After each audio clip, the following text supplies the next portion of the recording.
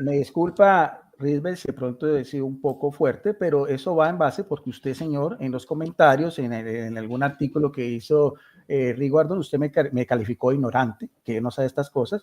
A ver, bueno, creo que Guido se lo tomó muy personal, ¿no? O sea, por eso la forma como está. Y bueno, vamos a decir que le puedo entender, ¿no? Porque hay muchas personas que cuando se les dice ignorante, el orgullo pues se les mueve, ¿no? Pero en este caso yo le expliqué a Guido en qué lo llamé ignorante. O sea, yo no estoy diciendo que Guido en toda su persona sea ignorante, sino simplemente en algunos puntos, algunos comentarios que hizo, que en realidad fueron pues muy desacertados. Y vemos que Guido salta de aquí para allá, o sea, va de una cita a otra, de un contexto histórico a otro. Pues yo le había propuesto que especificáramos algunos episodios, ¿no? Y los analizáramos a profundidad, pero lamentablemente Guido no quiso, ¿no? A ver, Guido reconoció por lo menos que a Pedro se le dio todo el poder, ¿sí? Yo vuelvo a repetir, yo nunca he negado la jurisdicción. Yo lo dije inicialmente porque a Pedro se le dio todo el poder de las llaves y apacentar todo el rebaño. Dice Guido que él no niega la jurisdicción. Bueno, si Pedro tenía un primado, no niega la jurisdicción, Pedro tenía un primado de jurisdicción. O sea, 2 más 2 son 4, ¿no? O sea, es una lógica. No entiendo a dónde va Guido, ¿no? Cuando dice una cosa y luego va a decir que no es así. Bueno, Cipriano se opuso a Esteban. Nadie se constituya obispo de obispo. Sí, ¿a qué se refería eso? Bueno, esta es una opinión de eruditos, que curiosamente Guido acepta un erudito, pero rechaza a otros, ¿no? ¿Y por qué ese episodio no aparece en Pastor Eterno, señor River Meléndez? No me hable de eruditos. ¿Qué es lo que usted no entiende, señor River Meléndez? Y no me cite a mí apologistas, porque ninguno de los apologistas ha pisado una facultad de teología. No nos cite usted eruditos, porque eruditos es todo lo que usted quiera. Es una gran mentira, eso usted no lo puede demostrar, por más que cite aquí eruditos. Vamos a mirar lo que dice Lublin Erting, que ya lo miré, que es un jesuita, a usted que le gusta citar tanto eruditos, es la historia de la iglesia, página 149 de la editorial Herder, que es de lo máximo, pues, en esta cuestión. O sea, no sé, yo le digo, los eruditos hay que aceptarlos, pero los datos que presentan, no simplemente descalificarlos. O sea, me parece que ahí Guido se fue muy allá. Ahora, cuando dice que nadie se constituye obispo de obispos, en realidad se está hablando de los que estaban en ese concilio, ¿sí? En realidad se está hablando de que ninguno de nosotros se constituye obispo de obispo. Algunos presuponen que por el hecho de que tenía diferencias con el Papa Esteban, se estaba refiriendo a Esteban, pero el texto no lo dice. Esa es una inferencia que hacen, ¿no? Es una clara afirmación de la autonomía de cada obispo. Nadie, ninguno de nosotros, es obispo de obispos. Todos son colegas que ni pueden juzgar a los demás ni ser juzgados por ellos. Su único juez es nuestro Señor Jesucristo. Tampoco estas palabras van contra Esteban, pues fueron pronunciadas antes de que llegara su decisión de no rebautizar a los provenientes de la herejía. Eso Guido no lo está mencionando.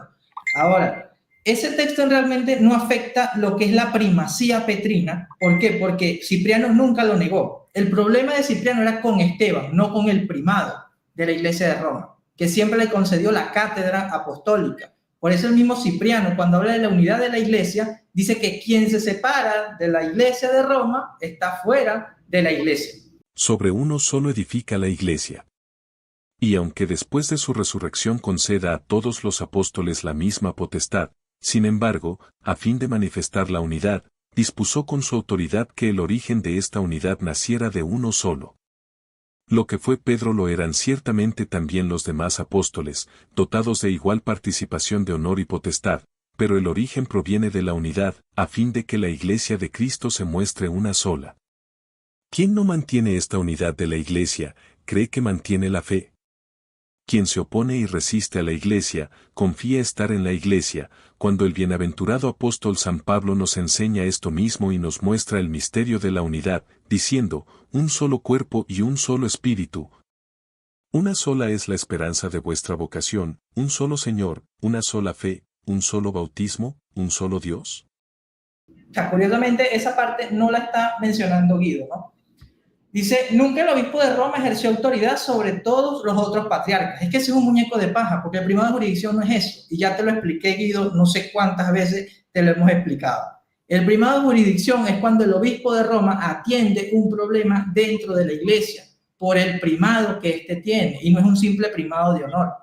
Me llamó la atención que Guido citó el canon, bueno, el concilio de Sárdica en el canon 3. Nótese bien lo que era la iglesia, señor River Meléndez, los cánones de Sárdica determinan que el obispo que había sido condenado para apelar al obispo de Roma, eso sí podía, o sea, tenía un tribunal de honor y a veces de apelación, este último se lo considera apropiado, podría ordenar un nuevo juicio, eso sí lo hacía muchas veces de forma esporádica, el obispo de Roma. Pero si en alguna provincia un obispo tiene un asunto en disputa contra su hermano obispo, uno de los dos no llamará como juez a un obispo de otra provincia. Pero si la sentencia ha ido en contra de un obispo en cualquier causa, y él piensa que tiene un buen caso, para que la cuestión pueda ser reabierta, honremos, si es de vuestro agrado, la memoria de San Pedro Apóstol. Y que quienes juzgaron el caso escriban a Julio, el obispo de Roma, y si él juzgare que el caso debe ser juzgado de nuevo, que así se haga, y que él designe jueces. Pero si él encontrare que el caso es de tal naturaleza que la decisión anterior no necesita ser perturbada, lo que él haya decretado será confirmado, ¿es este el agrado de todos? El sínodo respondió, es nuestro agrado. Si os parece bien, es necesario añadir a esta decisión llena de sincera caridad que habéis pronunciado, que, si algún obispo es depuesto por la sentencia de estos obispos vecinos, y afirma que tiene nuevos argumentos en su defensa, no se establezca un nuevo obispo en su sede, a menos que el obispo de Roma juzgue y dicte una decisión sobre esto. Dice, sí, el Papa era el árbitro. Bueno, si es el árbitro, tiene jurisdicción, y no solamente en Occidente, sino también en Oriente, ¿sí? Porque los que estuvieron en Sárdica eran obispos de Oriente, no solamente de Occidente. Ahora bien, el canon 28 de Calcedonia. El canon 28 de Calcedonia es un caballito de batalla que traen muchas veces, y Guido dice que no agarra los argumentos ortodoxos, pero bueno, aquí prácticamente me está dando la razón, ¿no? Porque esos son los argumentos que agarran los ortodoxos. El canon 28 de Calcedonia tiene una larga historia, ¿sí? Pero la principal es que tanto el patriarca de Constantinopla, Anatolio, como el mismo concilio le pidió al Papa León Magno que confirmara el canon. ¿Por qué le pedían confirmación al obispo de Roma? Porque sencillamente él no lo había aceptado, los legados papales no lo aceptaron. ¿Por qué? Porque esto iba contra el canon 6 del concilio de Nicea. Pero vamos a ver nuevamente acá el testimonio del patriarca Anatolio de Constantinopla, que Gabriel Assaf pues pretende minimizar, ¿no? Vamos a leerlo de nuevo. En cuanto a lo que fue sancionado en el reciente Sínodo Universal de Calcedonia, en beneficio de la sede de Constantinopla, repito, aquí está hablando del canon 28, dice, tenga por cierto su beatitud que no hay ninguna culpa en mí, un hombre que siempre he amado la paz y la tranquilidad, manteniéndome en humildad desde mi juventud, sino que fue el reverentísimo clero de la iglesia de Constantinopla quien tuvo este interés, y los sacerdotes más religiosos de esas partes, quienes en esto fueron concordes y mutuamente se ayudaron. Aquí viene la parte importante, ¿no? Que, bueno, no sé por qué Gabriel dice que no se sometieron o no se sujetó al Papa, porque en realidad aquí está dejando muy claro el patriarca Anatolio, ¿no? Dice, aunque de todas formas, es decir, que independientemente de lo que hicieron aquellos obispos o aquel clero de Constantinopla, la eficacia de los hechos y la confirmación del concilio de Calcedonia estaban reservados a la autoridad de su beatitud, es decir, a la autoridad del Papa León Magno. O sea, no se puede minimizar esto, Gabriel, ¿sí? Porque está dejando muy claro con estas palabras que la eficacia de los hechos y la confirmación están reservados a la autoridad del Papa, ¿sí?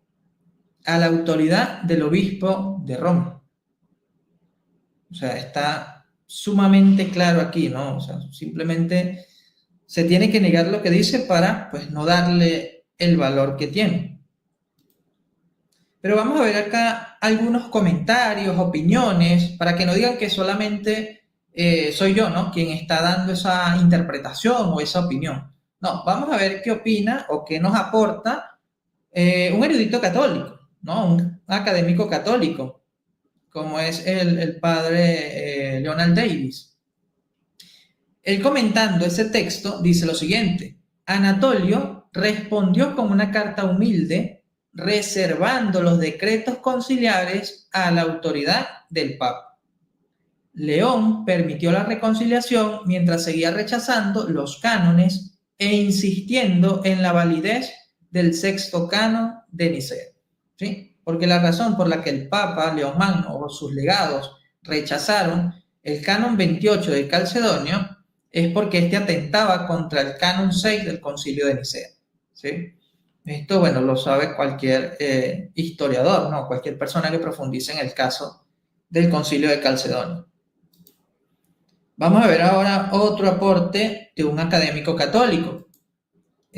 John Chapman dice lo siguiente: la respuesta de Anatolio es abyecta. Dice que ha obedecido instantáneamente todas las instrucciones del Papa. El canon no fue obra suya. La culpa es de los clérigos de Constantinopla. Pero aún así, toda la fuerza y confirmación de los actos se reservó a vuestra santidad.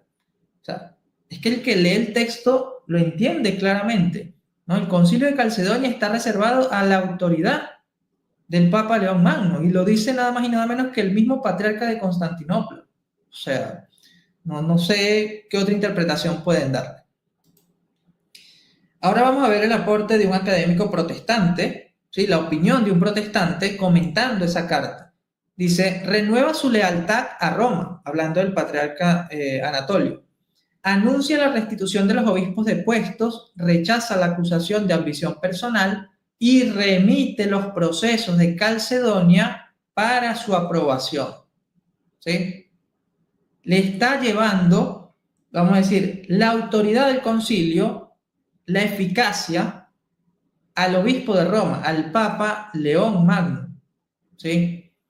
O sea, esto está confirmando justamente lo que Gabriel Asaf entiende por concilio católico romano, ¿sí? Aunque ese término pues no se usa, o sea, es un término simplemente para explicar que los concilios fueron confirmados por el Papa y tienen la autoridad del Papa, simplemente, ¿sí?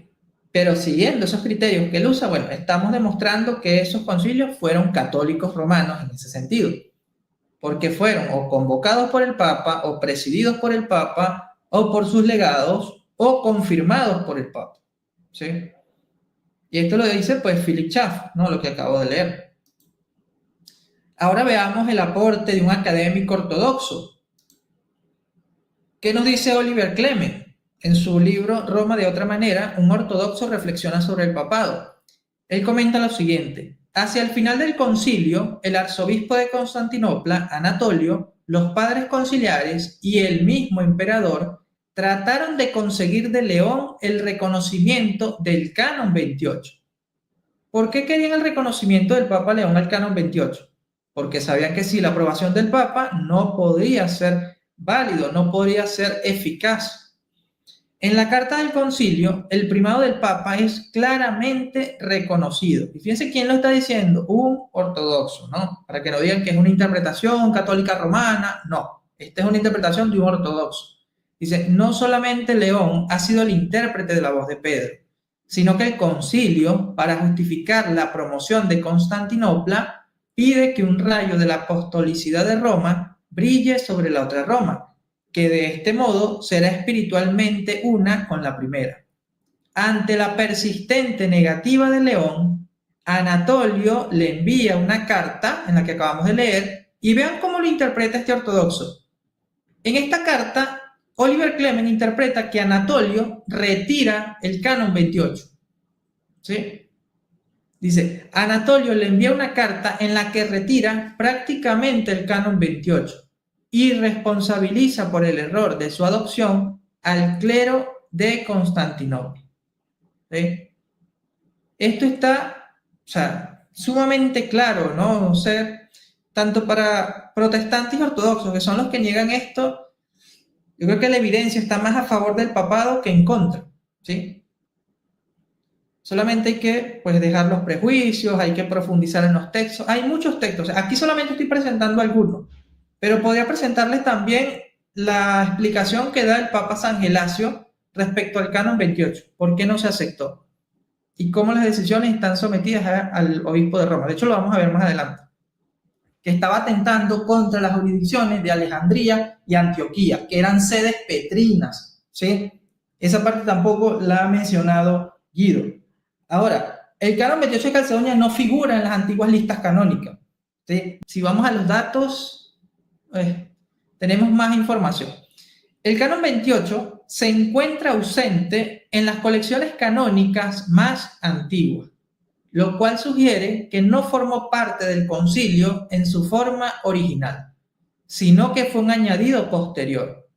Esta situación plantea preguntas sobre su legitimidad y aceptación tanto en Occidente como en Oriente, ¿no? Porque dicen que solamente los latinos o los romanos no aceptamos el canon 28.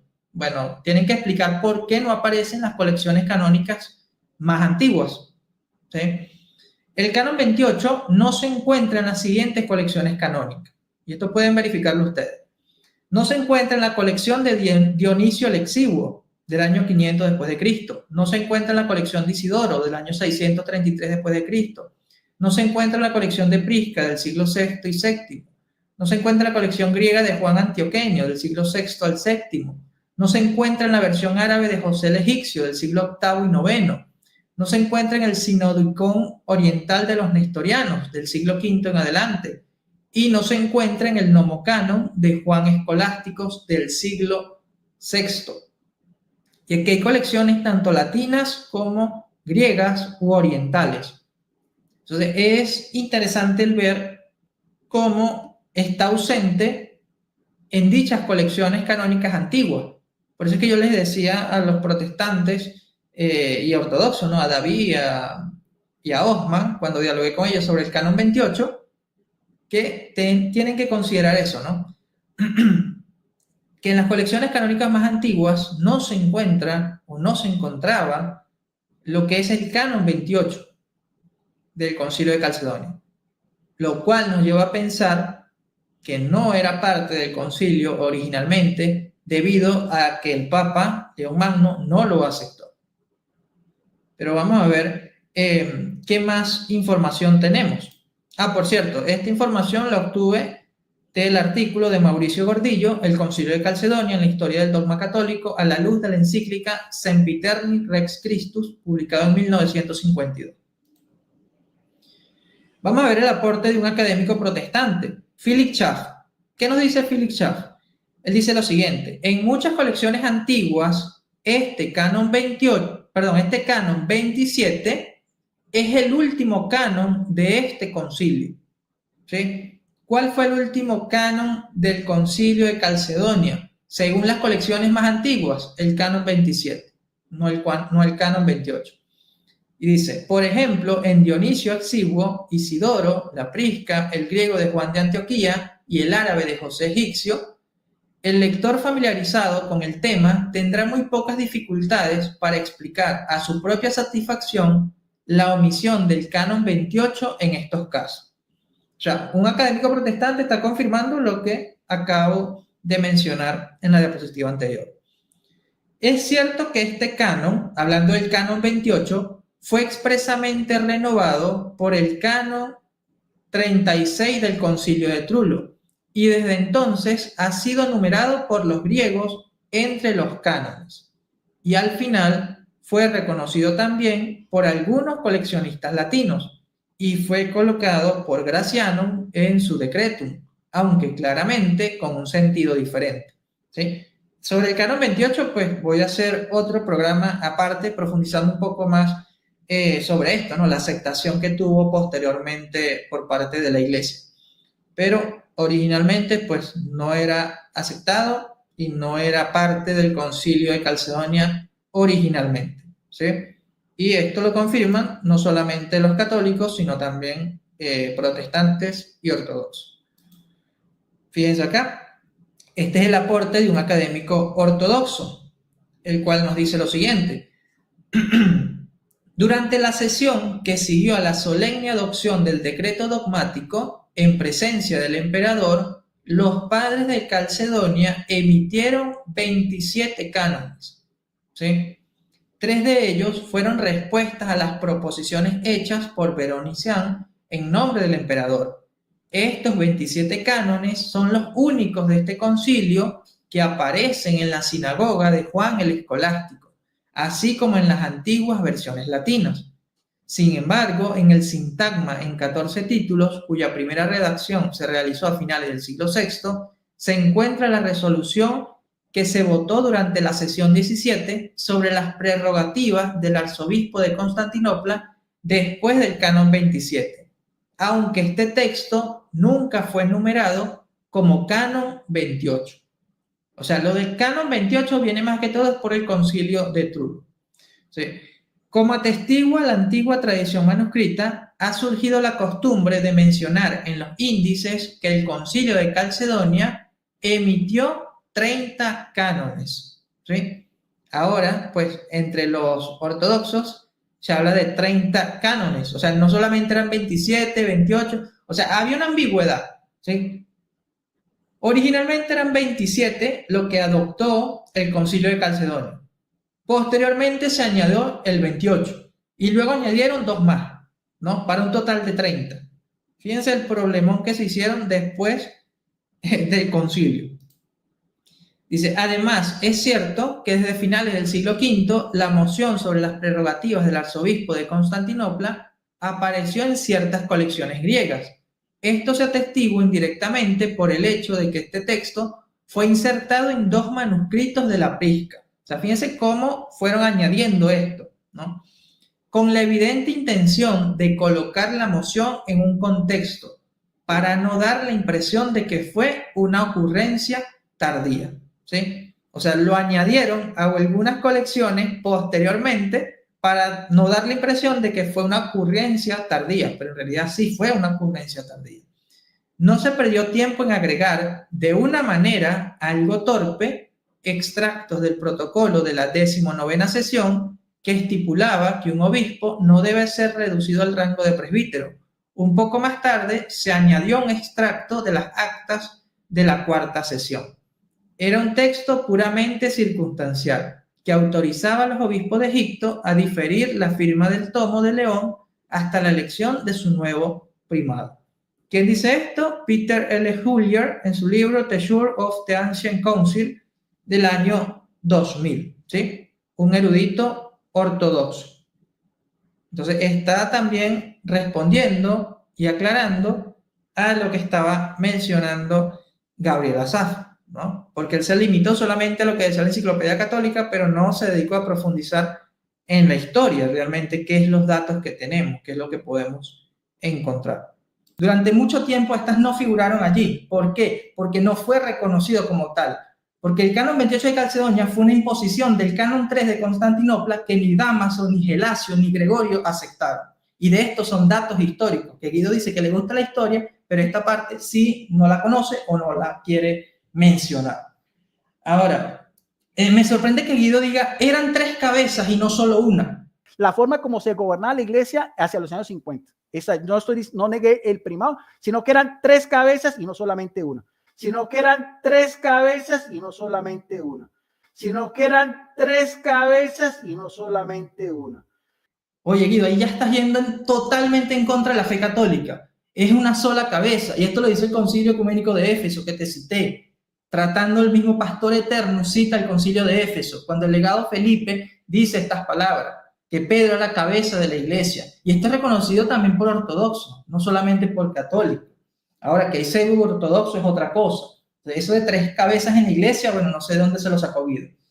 Ahora, ¿por qué Cipriano no es hereje? Porque Cipriano no cayó en herejía como tal, no se había definido la herejía del rebautismo. Esto lo hace la iglesia posteriormente. Y el Concilio de Cartago posteriormente se sujeta a las decisiones de la iglesia de Roma, que era quien tenía la razón, dicho por San Vicente de Lering, San Agustín de Hipona, San Jerónimo. Gregorio Magno enseñó que el Papa debe ser siervo de los siervos de Dios. Muy bien, es que esa es justamente la figura del Papa. Debe ser siervo de los siervos de Dios. O sea, debe ser un siervo, debe servir. El papado es para servir. Por eso otro muñeco de paja es pensar que el Papa es un dictador, es un tirano, va a mandar sobre todo, les va a decir a cada uno qué hacer. No, eso no es el papado. Por eso me sorprende que Guido no comprenda bien lo que es el papado y mucho menos lo que es el primado de jurisdicción.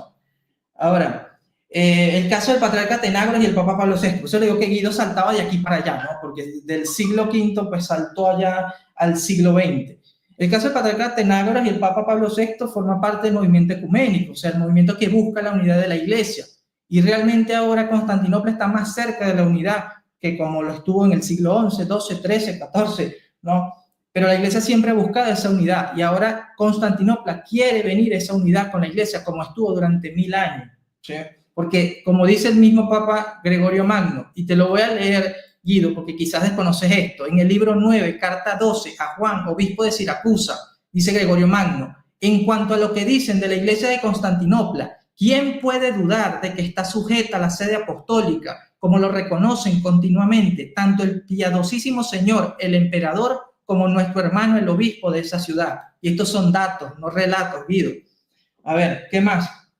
El Papa no mostró superioridad ante el patriarca de Constantinopla como patriarca ecuménico. Guido, nuevamente, estás partiendo de un muñeco de paja. Eso no es el papado. El Papa nunca va a actuar como un tirano con los demás patriarcas, porque son hermanos, ¿sí? Por eso se reconocen como obispos. Por eso se habla del colegio apostólico. Deben entender que el colegio apostólico no contradice el papado, porque el colegio apostólico forma parte del magisterio, y el magisterio lo conforma el Papa a la cabeza y los obispos en comunión con él. A ver, ¿qué más? ¿Dónde estaba el poder de Gregorio Magno? Bueno, ya te lo mostramos allí, ¿no? El Papa recuperó el título de Patriarca de Occidente, sí, porque este título siempre le perteneció. Porque, a ver, vamos a leerte por acá rápidamente también lo que nos dice un erudito ortodoxo, ¿sí? Un erudito ortodoxo. A ver si lo encuentro acá rápidamente.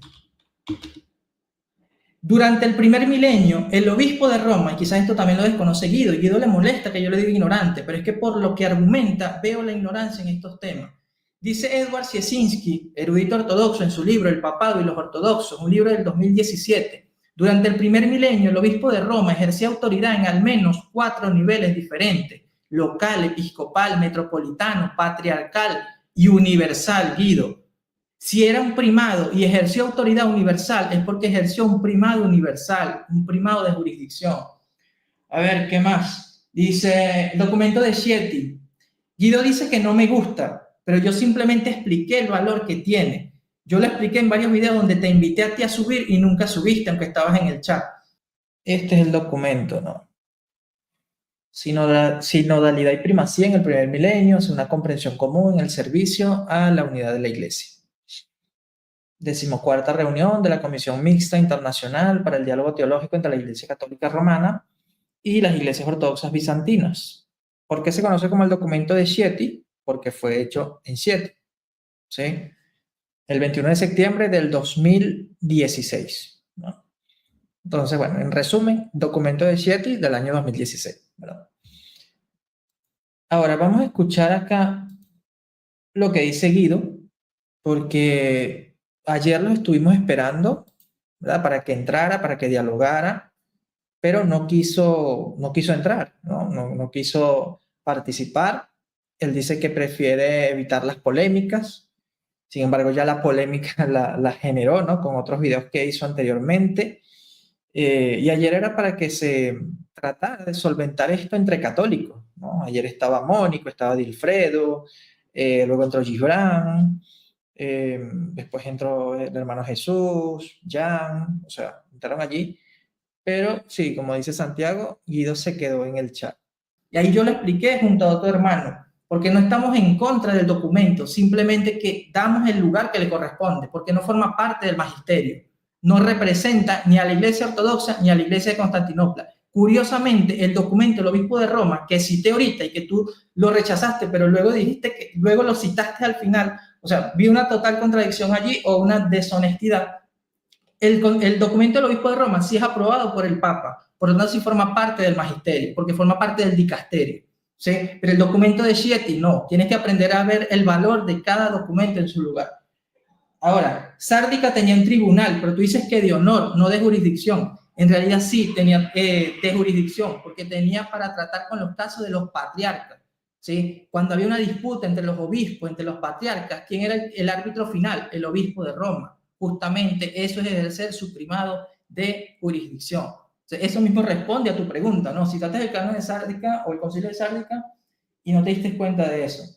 Entonces, por lo tanto, veo que Guido no entiende lo que es primacía, o sea, el primer lugar, con toda la autoridad que tiene, y si es el primero, tiene un primado en esa autoridad.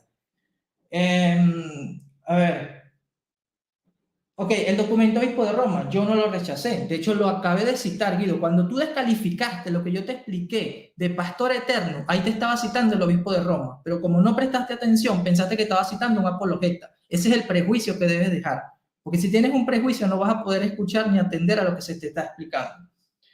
A ver, el documento obispo de Roma, al que tú hiciste alusión, explica que el primado de honor no contradice el primado de jurisdicción y debe dejar de hacerse esas distinciones que se hacen por parte de los ortodoxos. ¿Por qué? Porque el documento del obispo de Roma busca aclarar lo que es el papado ante tantos muñecos de paja que hacen ortodoxos y protestantes.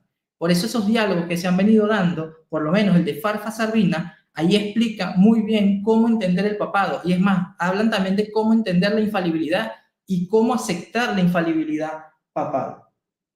Entonces, Guido descalifica los eruditos que yo presento, pero él cita a Cisioulas, ¿no? Al obispo Cisioulas. ¿Qué pasa con el obispo Cisioulas? Él también reconoce que hay una necesidad de un obispo universal. ¿Por qué esta parte no la menciona Guido? Ah, porque eso va en contra de la tesis que él está presentando. Y bueno, creo que ya traté con todos los puntos que Guido mencionó. O sea, pero podría traerle más casos. O sea, tenemos el caso del Papa Gelasio. No sé cuánto tiempo me quede, Betty, si me da tiempo para leerlo, ¿sí? Porque ya en el siglo V vemos claramente la autoridad jurisdiccional. Tienes un minuto con 10 segundos. Ok, sí me da tiempo. Voy a leer acá el testimonio del Papa San Gelasio y que, Guido, nadie se opuso a estas palabras. Por lo tanto, el Papa San Gelasio es reconocido como santo tanto por católicos como por ortodoxos. Y fíjate lo que él enseñaba. En su epístola a los obispos de Tardania, el Papa San Gelasio señaló lo que los santos Atanasio, Juan Crisóstomo y Flaviano habían sido condenados por los sínodos orientales, pero la Iglesia de Roma los había anulado con su autoridad.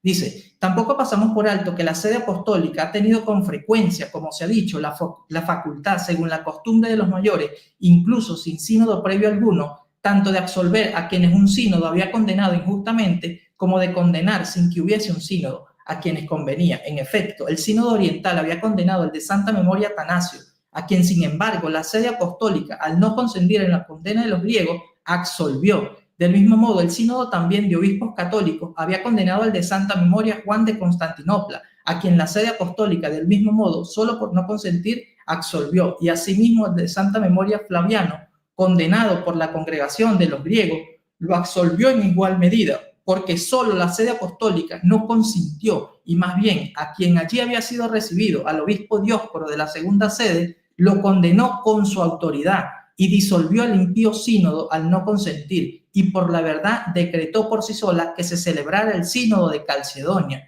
en el cual a los innumerables pontífices que habían sucumbido en el latrocinio de Éfeso, pidiendo perdón, solo ella concedió, y a los que permanecían en su perfidia, no obstante, con su autoridad los abatió, lo cual siguió a la congregación que allí se había reunido para restablecer la verdad, pues así como no pudo mantenerse lo que no había sido probado por la primera sede, así la iglesia entera aceptó lo que ella juzgó que debía ser decretado.